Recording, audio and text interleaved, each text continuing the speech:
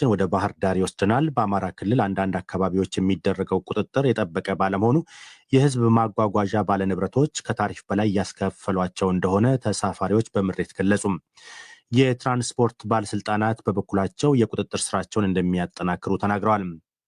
አለምነው መኮንን ከባህር ዳር ተከታዩን ዘገባ ልኮልናል። በአማራ ክልል ከወረዳ ወደ ወረዳ በሚደረገው የትራንስፖርት እንቅስቃሴ ተሳፋሪዎች ከታሪፍ በላይ እየከፈሉ በመሆኑ ለገንዘብ ብዝበዛ መዳረጋቸውን ገልጸዋል። አንድ ከቡሬ ባህር ዳር ደርሶ መልስ የሄዱ ግለሰብ በትክክለኛው ታሪፍ ደርሶ ለመመለስ 600 ብር መክፈል ሲገባቸው 800 ብር ለመክፈል መገደዳቸውን ተናግረዋል። 450 ብር ነው ስንመጣ የመጣን ስነት ደግሞ 350 ብር ከቡሬ ኖርማሉ 297 300። አንድ አስተያየት ሰጪ ደግሞ ከደብረ ወርቅ ደብረ ማርቆስ 300 ብር ከፍለው መሄድ ሲገባቸው ከፍተኛ ዋጋ ከፍለው እንደተጓዙ ይገልጻሉ።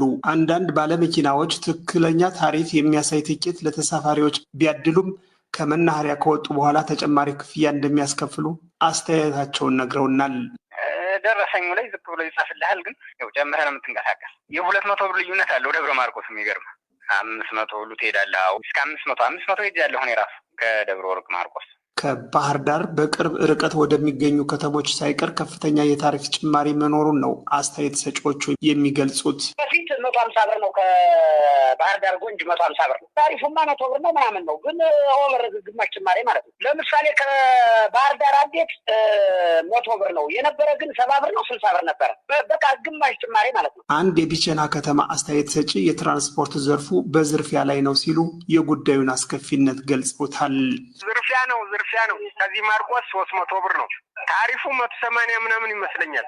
ከደብረ ወርቅ ቢቸና 100 ብር ይቀበላሉ፣ 70 ብር ይቀበላሉ። ሲቃይ ነው የሚገርም። ዝም ብሎ ማንም አይቆጣጠራቸው፣ መጨመር ነው ስራቸው። በአማራ ክልል ምስራቅ ጎጃም ዞን የእነማይ ወረዳ ትራንስፖርት ጽሕፈት ቤት ኃላፊ አቶ ሰዋለ አንዳርጌ ከታሪፍ በላይ የሚያስከፍሉ የተሽከርካሪ ባለቤቶች መኖራቸውን አመልክተው በድርጊቱ ፈጻሚዎች ላይ ተጨባጭ እርምጃ እየተወሰደ እንደሆነ አስረድተዋል። ቢቸና ደብረ ማርቆስ 180 ብር ነበር። አሁን በቅርቡ 192 ብር የታሪፍ ጭማሪ ከነዳጅ ጭማሪው ጋር ተያይዞ ተሻሽሏል። ምን ገጠመን ወጣ ብለን ቁጥጥር ስናደርግ መስመር ላይ ወጣ ካለ በኋላ ተስማምቶ በ180 ብር ወጥቶ ከተሳፋሪው ከእያንዳንዱ ተሳፋሪ 120 ያስጨምሮ በ300 ብር አስከፍሎ እኛ በህጉ መሰረት እርምጃ ወስደናል። ትምህርት ባለሙያ የመንገድና ደህንነት ባለሙያ ትምህርት ተሰጥቶት ታሪፍን እና ሌሎች የትራንስፖርት ስራዎችን አቀናይቶ ስራ እንዲሰራ በዚህ ልክ ትምህርት ሰጠናል። የአማራ ክልል ትራንስፖርትና ሎጂስቲክስ ባለስልጣን ኃላፊ አቶ ዘውዱ ማለደ ህገወጥነትን ለመከላከል የክልሉ መንግስት የኤሌክትሮኒክስ ቲኬት ስርዓት ተግባራዊ ማድረግ ጀምሯል ብለዋል። ዋናው ስራችን አሁን እኛ እየሰራን ያለነው ኢቲኬቲንግ ጀምረናል። ሁሉም የህዝብ ትራንስፖርት በተለይ ወደ ወረዳ የሚወጡ ከዞን የሚሄዱ ወደ አዲስ አበባ ሀገር አቋራጭ የሚሄዱ ተሽከርካሪዎች ከመናኸሪያ ሲወጡ በኢቲኬቲንግ ነው የሚቆርጡ። በታሪፉ መሰረት የኢቲኬቲንግ አገልግሎት እየተሰራ ነው ያለ። ሲወጡ ቆርጠው ነው የሚወጡ። አዲሱን ዲጂታል የቲኬት ስርዓት መጠቀም ከተጀመረ ታዲያ ለምን ተጨማሪ ታሪፍ የቅሬታ ምንጭ ሆነ ስንል ኃላፊውን ጠይቀናል።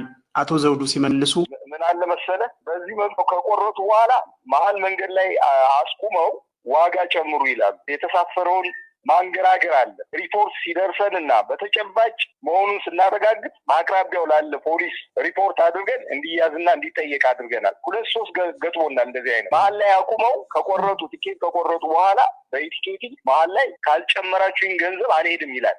እንደዚህ አይነት ትራንስፖርተሮችን እስከ እስራት እስከ ማሰር ድረስ ደርሰናል። በአማራ ክልል በ256 የተሽከርካሪ መዳረሻዎች የኤሌክትሮኒክስ ቲኬት ወይም ኢቲኬት መጀመሩን ከባለስልጣኑ መስሪያ ቤት ያገኘነው መረጃ ያመለክታል። ለዶይቼ ቬለ ዘገባ አለምነው መኮንን። እዛው ከአማራ ክልል ሳንወጣ መዳን በሚችል የአይን ሞራ ግርዶሽ ህመም የአይን ብርሃናቸውን የሚያጡ የህብረተሰብ ክፍሎች ቁጥር ከፍተኛ መሆኑ ተገለጸ። በተለይም ሕክምና የማግኘት እድል የሌላቸው አርሶ አደሮች የችግሩ ተጠቂዎች ሲሆኑ በተራዘመ ጊዜ የአይን ብርሃናቸው ላይመለስ ሊያጡት እንደሚችሉ ተነግሯል። በአማራ ክልል የሚገኘው የቦሩ ሜዳ ሆስፒታልም ይህንኑ ችግር ለማስወገድ ከሰሞኑ ለ20 ሺህ ያህል የአይን ሞራ ግርዶሽ ህሙማን ሕክምና መስጠቱን አስታውቋል። የሕክምናው ተጠቃሚ ከሆኑት ውስጥ ደግሞ አብዛኞቹ አርሶ አደሮች መሆናቸው ነው የተገለጸው። ኢሳያስ ገላው ተከታዩን ዘገባ ልኮልናል።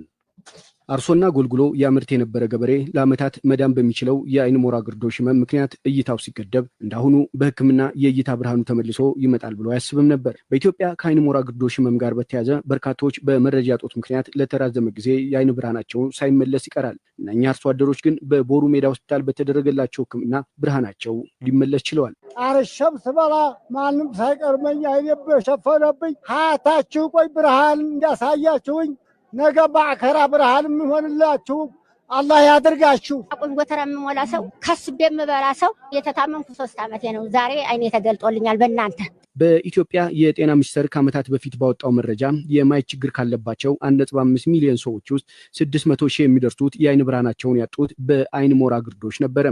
ወጣት ራህመት ሐሰንም የ2 ልጆች እናት ስትሆን በአይን ሞራ ግርዶሽ ምክንያት የአይን ብርሃኗን አታቆይታለች። ሆስፒታል ውስጥ ሳያቸው ከኔ ትንንሽ ልጆች አሉ ከኔ የሚያንሱ ማለት ነው። እነዛ ሳይ ነው በቃ የተረጋጋሁት እንጂ አይሚሮ ራሱ ሌላ ቦታ ሊገባ ነበረ እና በጣም ነው ደስ ያለኝ በእውነት። እኔ ልጆች አሁን 2 ናቸው፣ ትንንሽ ናቸው፣ የ5 ዓመትና የ9 ዓመት ልጆች።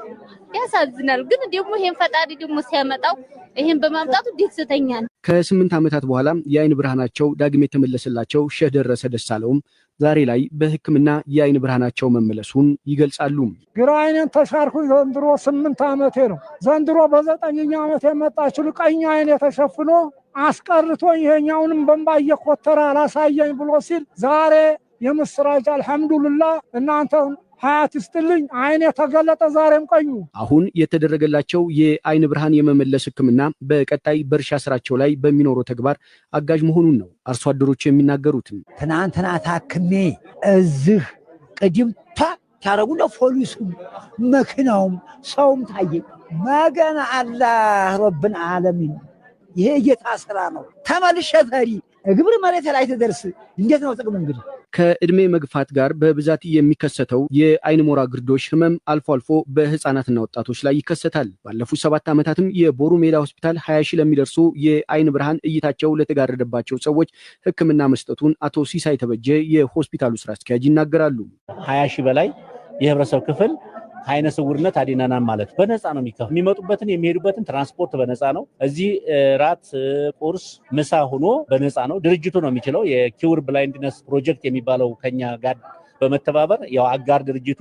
በአማራ ክልል በመንግስትና በፋኖ ኃይሎች መካከል የሚካሄደው ግጭት በሆስፒታሉ ስራ ላይ ተጽዕኖ ባያሳድርም ህሙማኑ ግን የመንገድ መዘጋጋት ያጋጥማቸዋል። እንግዲህ እስካሁን እኛ ጋር ምንም ተጽዕኖ አልፈጠረም። ያው ሲመጡ የመንገድ መዘጋጋት አለ። እሱ ያው ህብረተሰቡ ደግሞ ያው ህመም ስለሆነ በሽታ ስለሆነ ወደ ሆስፒታል ሄዶ ይታከማልና በዛ አንግል መተው አገልግሎቱን እያገኙ ነው። እየተባባሰ የመጣው የአይን ሞራ ግርዶሽን ለመከላከል በቂ የህክምና ተቋም አለመኖር ከፍተኛ ቁጥር ያለው ሰው የችግሩ ተጠቂ መሆን የዘርፉ ተግዳሮት መሆኑ ተገልጿል። የአይን ህክምናው በመሰረቱ የተስፋፋ አይደለም። በየወረዳው በየሆስፒታሉ ወይም በየጤና ጣቢያው አይደለም አገልግሎቱ የሚሰጠውና በአብዛኛው የምስራቅ አማራም ጭምር ከዚህም ውጭ ሆነው ይመጣሉ ማለት ነው። ኬዙ የጨመረ የሚሄድበት ምክንያት በእነዚህ በሁለቱ ምክንያቶች ነው።